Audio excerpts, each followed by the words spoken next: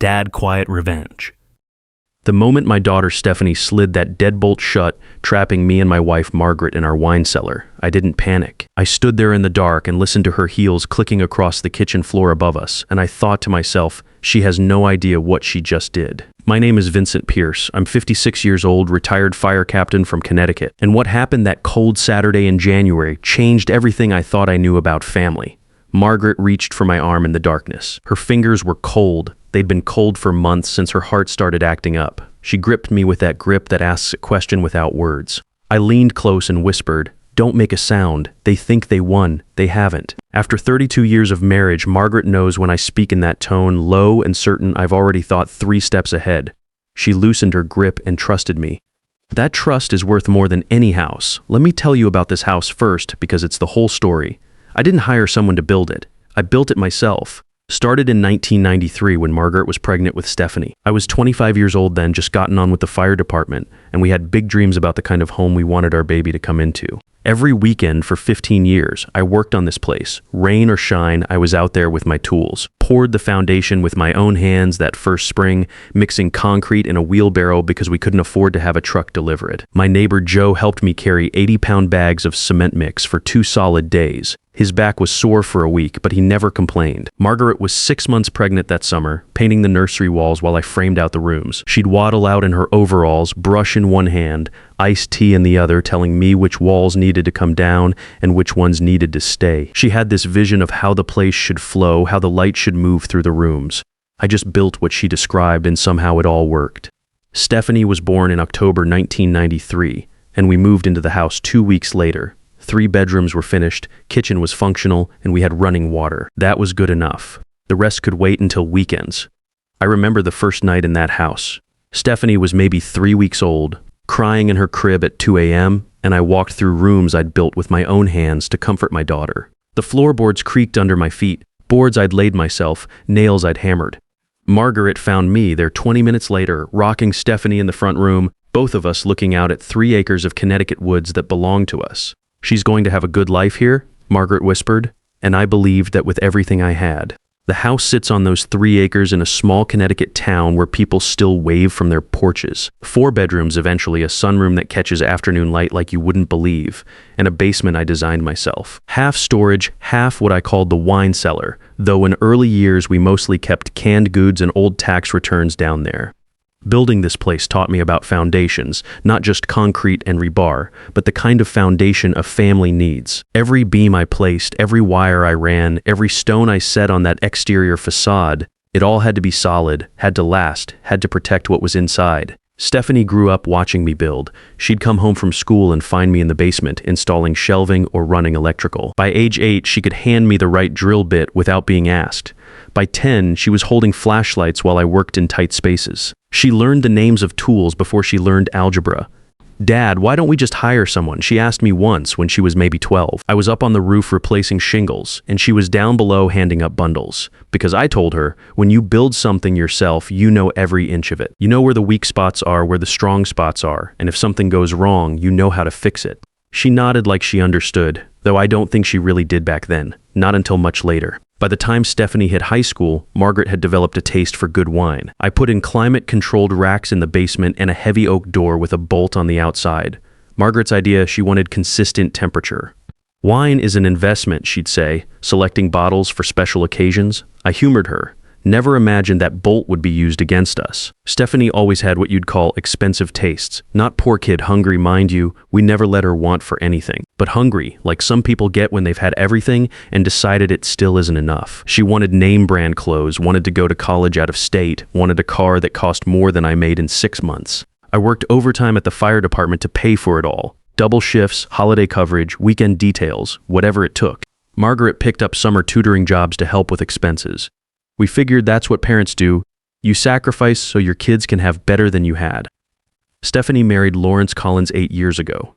Nice wedding at the country club, 200 guests, open bar. Cost me $15,000, but seeing her happy in that white dress was worth every penny. At least that's what I told myself at the time. Lawrence was a real estate developer from Fairfield County. The kind of guy who wore $500 watches and made you feel like you were just another property to flip. He had this way of talking that made simple things sound complicated and complicated things sound simple, depending on what worked better for him. I didn't dislike him right away. That took about 3 months. During the engagement, he was all charm and respect. Called me sir, helped Margaret with her coat, brought expensive wine to family dinners, but after the wedding something shifted.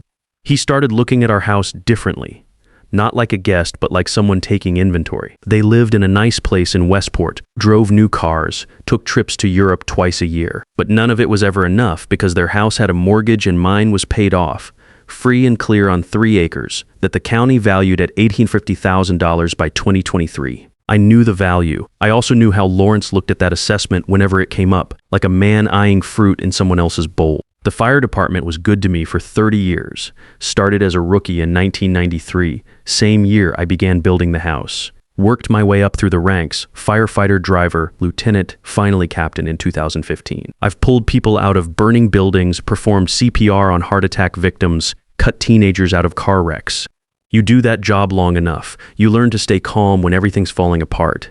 I remember one call in 2008 minus house fire on Maple Street. Family of 4 trapped on the 2nd floor. I was first through the door, found a 6-year-old girl unconscious from smoke inhalation.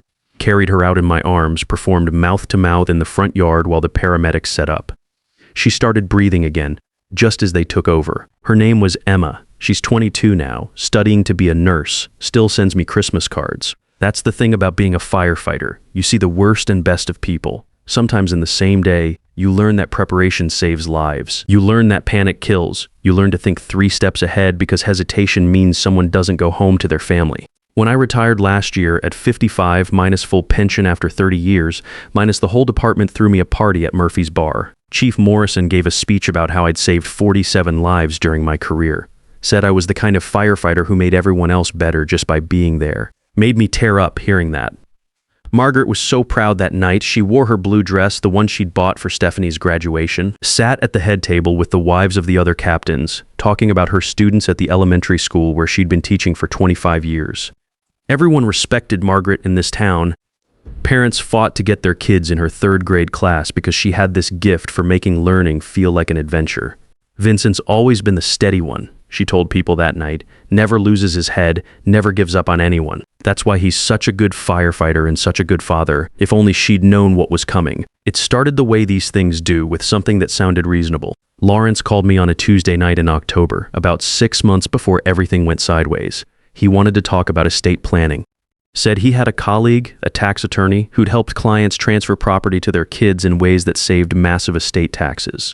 Vincent, you and Margaret have built something really special here, he said, standing in my kitchen, looking out at the backyard where I'd built Stephanie a treehouse when she was 8. But if something happens to you, the government's going to take 40% of this place in taxes. Stephanie could lose everything. I told him I already had an attorney. I'd used Catherine Rodriguez for 15 years. She drafted my will, knew every detail of what I wanted. Catherine was solid people. Grew up 3 towns over. Worked her way through law school. Never forgot where she came from. Lawrence said Catherine was just a general practitioner. This needed a specialist. We're talking about saving your family hundreds of thousands of dollars, Vincent. Stephanie's future is at stake. I said I'd think about it. Took me about 20 seconds to call Catherine and tell her what Lawrence had said. She was quiet a moment, then said, Vincent, listen carefully. Don't sign anything without calling me first. Not a power of attorney, not a deed, nothing. These transfer schemes can be tricky, and some of them are just legal theft dressed up in fancy language. I told Margaret everything. She sat at our kitchen table, the table I'd built from a single piece of black walnut I'd found at a sawmill in Vermont, and cried for about 10 minutes. Then she dried her eyes and said, I always knew this day would come. I just hoped we had more time. The pressure built slowly over the next few months. Stephanie started visiting more often, which should have made me happy, but there was something calculated about it. She'd bring expensive wine for Margaret, flowers from the fancy shop in Westport, being the kind of daughter that made your throat tight because you remembered when she'd actually been that daughter, before Lawrence, before the hunger for more. She talked about how worried she was about us getting older, how hard it would be to manage the property, how much she wished she could help. Dad, you're 56 years old, you should be enjoying retirement, not worrying about yard work and house maintenance. Lawrence talked numbers. Property taxes, maintenance costs, heating bills on a fixed income. He had a way of making your own house feel like a burden, like you were being irresponsible by hanging onto it. The smart money says transfer now while you're healthy. Lock in the tax benefits. You and Margaret keep living here under a life estate arrangement. Best of both worlds, he mentioned more than once that if we transferred the property while we were still alive and healthy, the family could save significant money. He always said the family when he meant himself. Margaret's health had been declining since spring. Nothing catastrophic, her cardiologist called it manageable. That's doctor speak for serious, but we're handling it. She tired easily. The cold bothered her more. I'd started doing grocery shopping, yard work, things she'd always handled without breaking a sweat. I think Lawrence noticed this. I think he decided Margaret's illness was his opportunity. Margaret had always been the heart of our little community. 25 years teaching 3rd grade at Hillcrest Elementary, and she knew every family in town. Parents would stop her at the grocery store to thank her for helping their kids learn to read. Former students, now adults with kids of their own, would bring their children by the house to meet Mrs. Pierce, who'd taught them decades ago. She made me love books. One young mother told me at the pharmacy last summer. I was struggling with reading in 3rd grade, and Mrs. Pierce stayed after school with me for months. Now I'm a librarian, and it's all because of her. That's who Margaret is, the kind of person who sees potential in everyone, who believes people can be better than their worst impulses. It's what I love most about her, and what I've worried about for 32 years. The meeting happened on the coldest Saturday of the year. Temperature hit 8 degrees, and the bare trees looked like bones against the white sky. Stephanie called that morning, said she, and Lawrence wanted to come by to discuss some family business. Her voice had a tone I didn't recognize, formal, businesslike. They arrived at 2 p.m. with a folder of documents and those serious expressions people practice in mirrors. Stephanie wore a black wool coat that probably cost more than I used to make in a month. Lawrence carried a leather briefcase that looked expensive enough to feed a family for a week.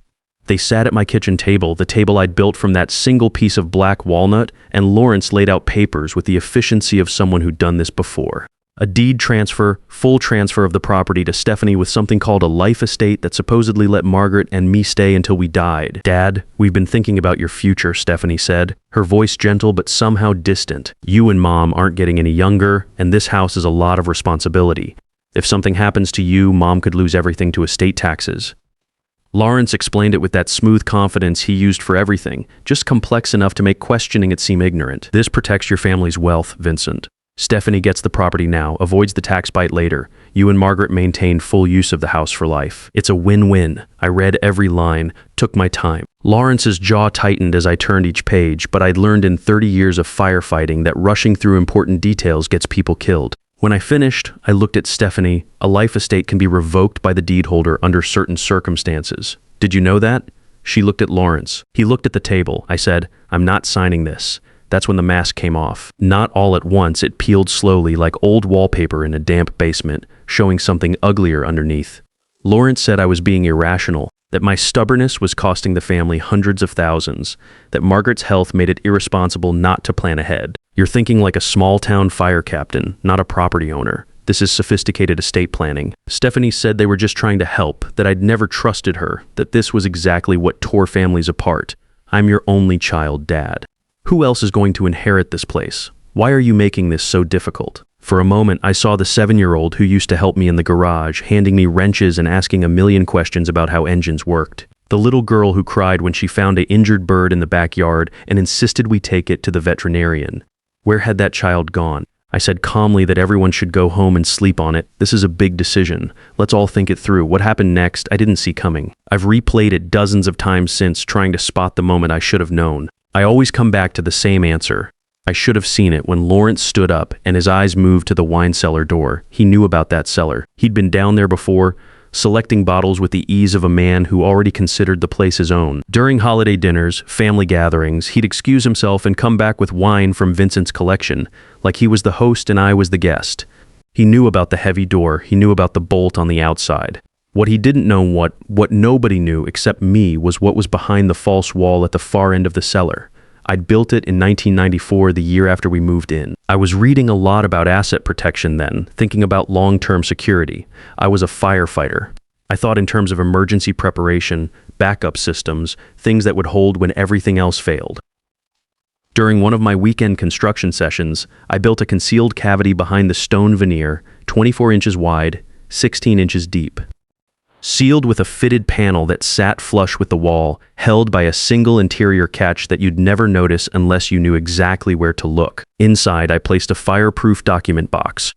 Over the years, I'd updated the contents. By January 24, that box contained certified copies of my will and trust documents, a recorded deed showing the property in an irrevocable trust I'd quietly set up with Catherine 18 months earlier, specifically because I'd started understanding Lawrence's intentions, and a letter from Catherine explaining in plain language that the property couldn't be transferred without violating trust terms, which would trigger automatic legal challenge.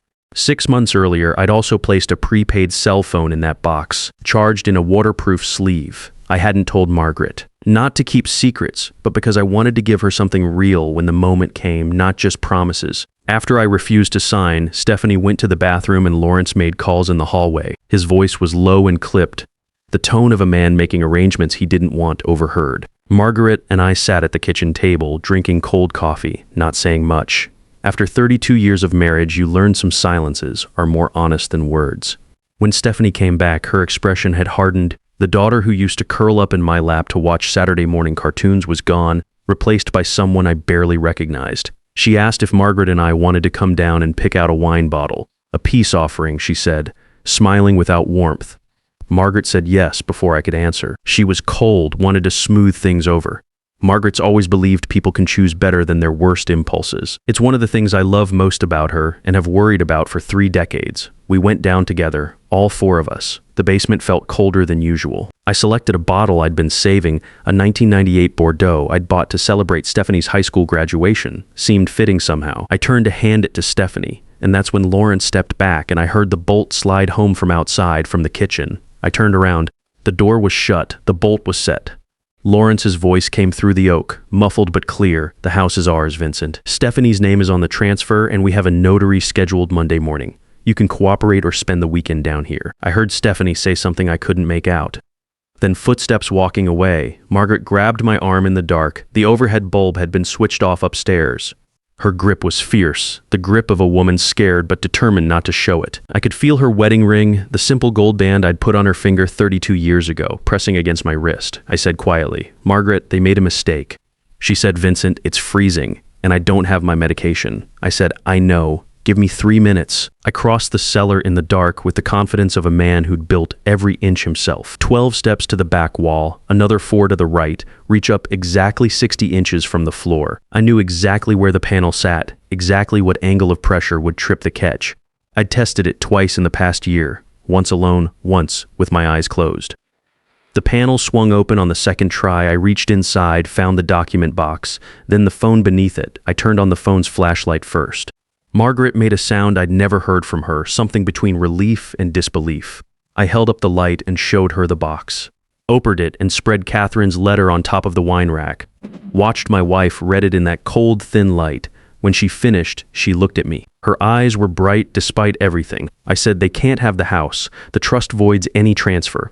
But first I need to make 2 calls. The first call was to Catherine. She answered on the second ring because I'd called her the night before, after Lawrence went quiet in that hallway, and told her tomorrow might be the day. Asked her to keep her phone close. She said she'd already drafted emergency injunction paperwork. Said the notary Monday morning would find a cease and desist waiting. Told me to call 901 when. The second call was to 911.